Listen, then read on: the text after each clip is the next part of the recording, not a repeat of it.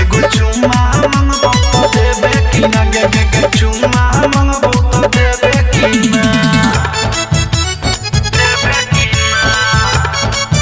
एगो चुम्मा मंगबो तो देबे म्यूजिक बाय आनंद सिंह।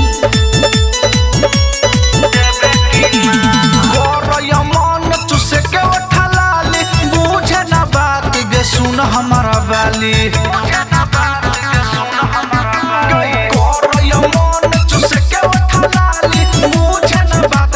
सुन हमारा वाली है गे वही दिन जका गड़िए बेतना है गे वही दिन जका गड़िए बेतना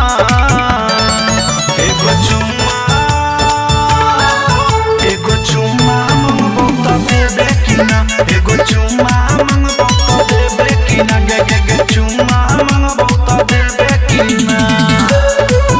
एगो चुम्मा देबे कि ना गे गे गे चुम्मा मंगबो तो देबे कि ना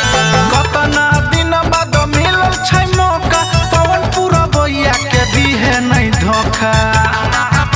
गे सुन रे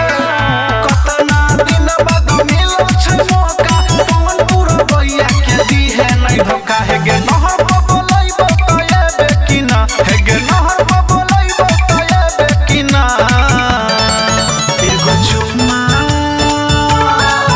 एगो चुम्मा मंगबो तो देबे कि ना एगो चुम्मा मंगबो तो देबे कि ना गे गे गे चुम्मा मंगबो तो देबे कि ना काट लेबो गाल गे।